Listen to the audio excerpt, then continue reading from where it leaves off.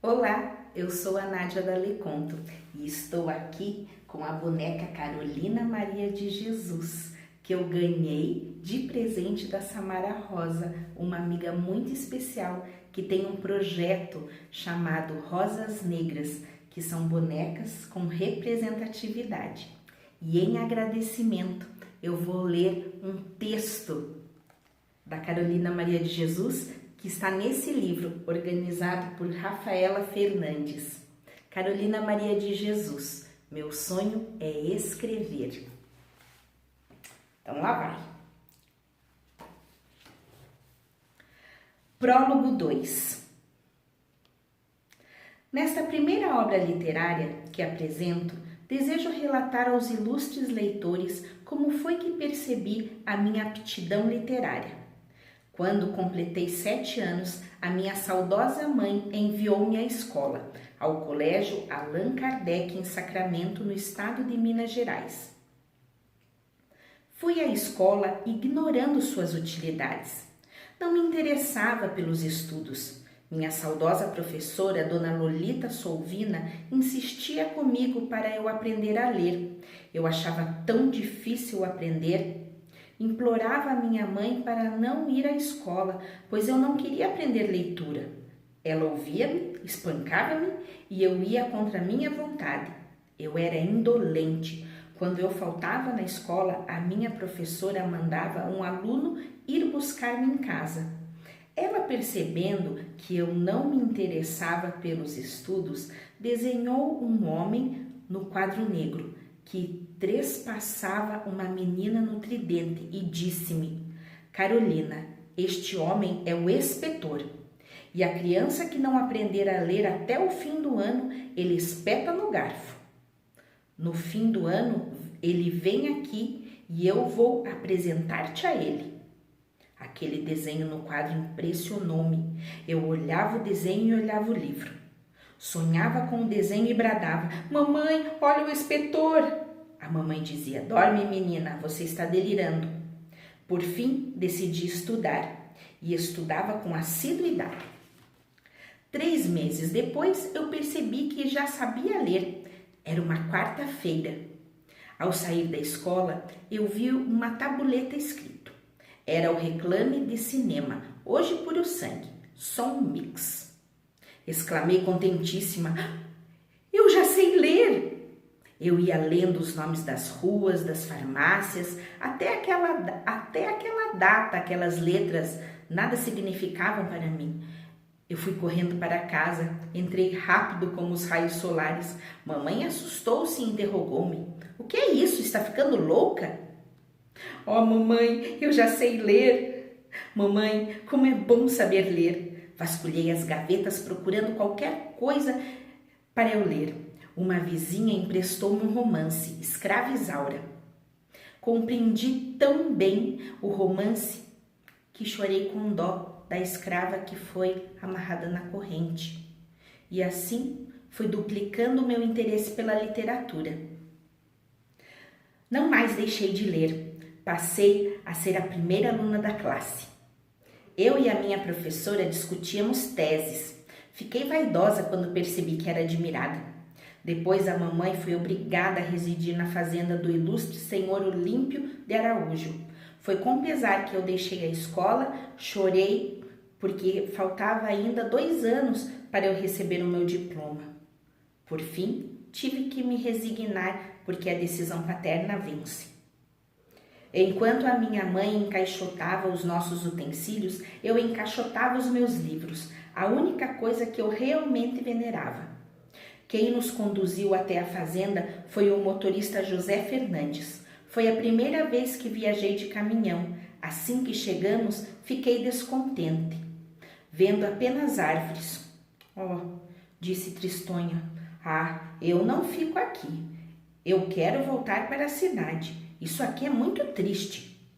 Mamãe acariciou-me e disse-me: eu nasci na roça e cresci na roça. Foi a quadra mais ditosa da minha vida. Os dias eram sempre iguais. Aqui é bonito, veja. Percorri os olhos ao redor, apenas árvores e um céu azul com um disco solar tépido. E a minha mãe prosseguia: Eu comecei a sofrer depois que eu fui para a cidade.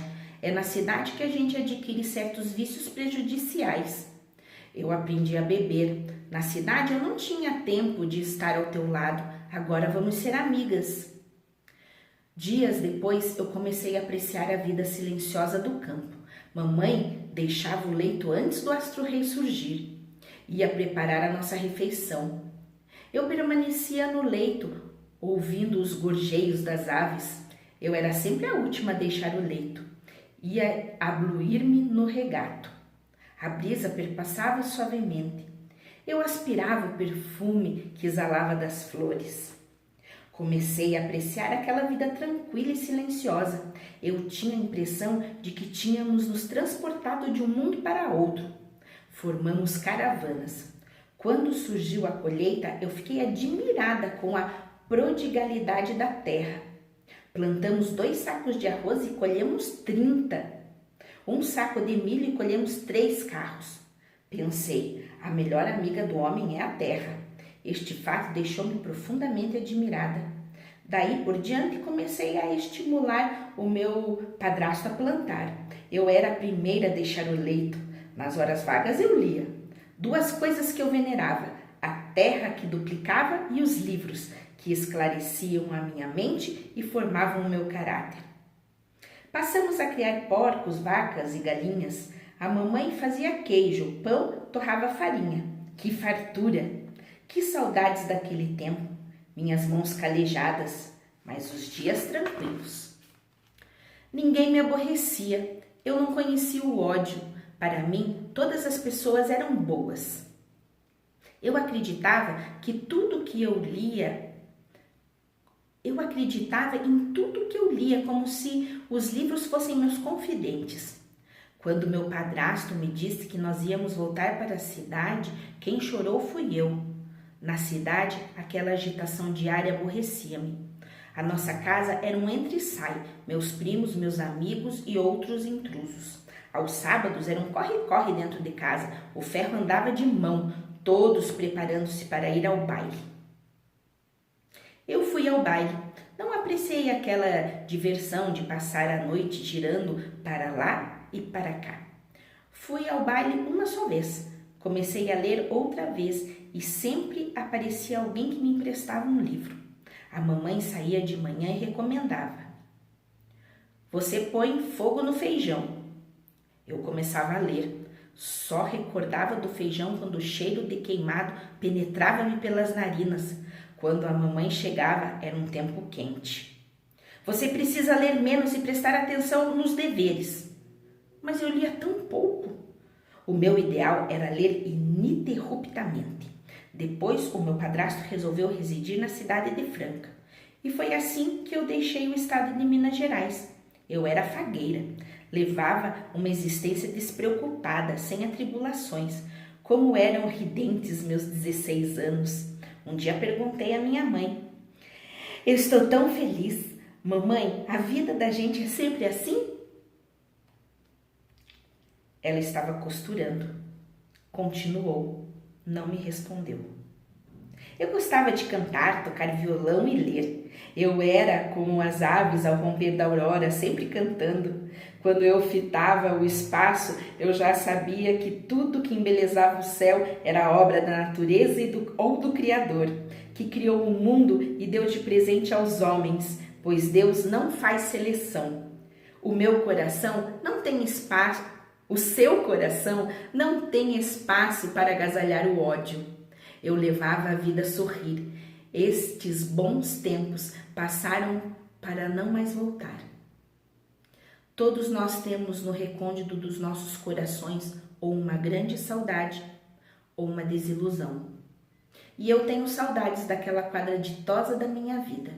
Eu tenho saudades de Franca, a Franca do Imperador, uma cidade poética, um recanto próprio para o amor. Minhas amigas que residiam em São Paulo, nas cartas que me enviavam, convidavam-me para deixar o interior e vir para São Paulo. A insistência delas não me seduzia. Interroguei a minha amiguinha: "Por que você quer que eu vá a São Paulo?" Porque você é fagueira útil. Quando cito teu nome é para enaltecer-te. Os meus amigos desejam conhecer-te. Esforço-me para recordar suas anedotas cheias de verve, mas não sei interpretar tão bem como você. Insistia comigo para eu vir. Eu disse: algum dia irei. Prometi. E esse dia chegou.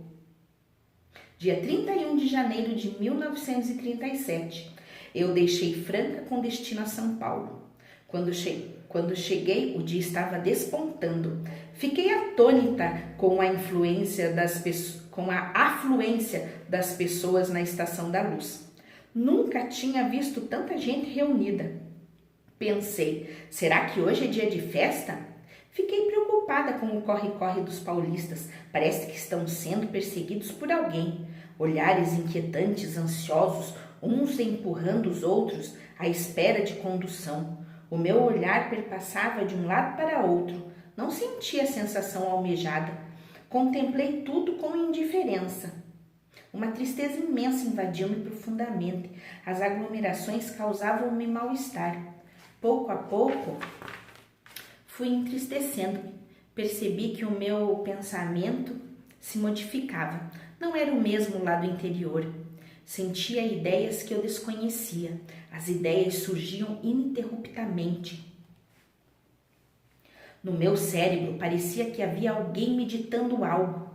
Eu pensava, mas não sabia definir. Sentia-me tão só nesta grande metrópole.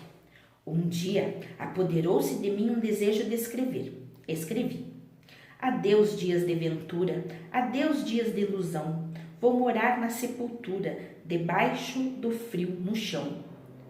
Vou satisfeita, risonha, contente por não voltar. Minha vida é tristonha, morrendo vou descansar. Trabalho, não tenho conforto, levando a vida a lutar. Somente depois de morta, nada mais tenho a pensar. Desde esse dia, eu comecei a fazer verso. As pessoas que residem em São Paulo são obrigadas a pensar com intensidade, por isso que o meu cérebro se desenvolveu. Eu ignorava as minhas qualidades poéticas. Nunca esperei que um dia me tornaria poetisa. Para mim foi surpresa. O primeiro verso que eu fiz foi dedicado a uma freira. Quando eu trabalhava na Santa Casa de Franca, lá havia 6 irmãs que tratavam os doentes admiravelmente bem. Eu gostava apenas de uma. Elas faziam um retiro de 2 a 2. Quando partiu para São Paulo, a freira que era a minha predileta, eu não podia deixar os meus afazeres para ir despedir-me dela. Peguei o lápis para escrever qualquer coisa para ela. Nas minhas orações, peço a Jesus com muita fé para ter breve regresso. A irmã Maria José. Pensei. Ele disse que eu sou poetisa. Que doença era esta? Será que isso tem cura? Pensei. Circulam os boatos de que os poetas são inteligentíssimos, por isso eu fiquei com vontade de perguntar ao Sr. Ville o que era ser poetisa. Ele leu meus versos e deu preferência ao colono e o fazendeiro. Saí da redação impressionada com as maneiras corretas do ilustre Sr. Ville Aureli. Me dirigi à Praça da Sé e tomei o bonde. Ao meu lado ia um senhor lendo a Folha da Manhã. Perguntei-lhe o que era ser poetisa. É uma mulher que tem pensamento poético. Por quê? A senhora é poetisa? O jornalista disse-me que sou. Então, meus parabéns. Silenciei com receio de dizer alguma banalidade. O homem olhou-me nos olhos, eu transpirei com vergonha. Eu já estava aborrecendo-me e arrependida de ter vindo para São Paulo. Pensava, lá no interior eu não tinha enfermidade. Aqui eu hei de saber profundamente o que é ser poetisa. Passei numa livraria e pedi um livro de poeta. Deram-me Casimiro de Abreu e assim fiquei sabendo o que era ser poetisa. Cheguei em casa com o espírito mais tranquilo. Fiquei sabendo que as palavras com cadências são rimas. Eu não quis dizer aos vizinhos que eu sou poetisa. Pensei, eles não vão acreditar. No fundo do meu coração, eu agradeço ao ilustre senhor Vila Aurélio por ter me dito que eu sou poetisa. Ele tranquilizou-me. Eu pensava que estas coisas que havia na minha cabeça deviam ser provenientes dos dentes. Eu estava disposta a mandar extrair todos os meus dentes. Eu não esquecia o senhor Vila Aurélio. Não mencionava o nome dele porque ainda não sabia. Ele impressionou-me porque é muito educado. No dia 24 de fevereiro de 1941, saiu o meu retrato no jornal Folha da Manhã. O que eu achei interessante é que as pessoas se dirigiam a mim com intimidade e passavam a tratar-me como Dona Carolina. Pensei, será que eu sou tão importante assim? Enquanto as outras pessoas me admiravam, só uma coisa preocupava-me. Eu queria ficar livre do pensamento poético que impedia-me o sono. Percebi que andando para lá e para cá, os pensamentos poéticos se dissipam um pouco. Comecei a trabalhar com rapidez. Terminava um serviço, iniciava outro. E aprendi a trabalhar depressa. Andar depressa, não paro um segundo. Quando eu entro num bar para tomar algo, eu digo, quer servir-me logo? É que se eu ficar parada muito tempo, os versos começam a surgir. Quem me ver andando depressa, quem me vê andando pensa que estou sendo perseguida por alguém. Eu trabalho ininterruptamente. Quando estou exausta, deito-me para adormecer logo. Quando desperto, deixo o leito e vou carregar água, lavar roupa, louças, etc. E daí começa o meu calvário. Andar a pé, ficar exausta. Sento-me com o lápis na mão, porque quando escrevo, o meu cérebro se normaliza. Depois que se promanavam em mim as ideias literárias, eu deixei de agafanhar-me. Não é desleixo, é que eu sou triste interiormente. Procuro demonstrar uma alegria que estou bem longe de sentir. O que notei é que o pensamento do poeta é valise e as suas meditações estão sempre ao lado dos fracos. E o poeta é íntegro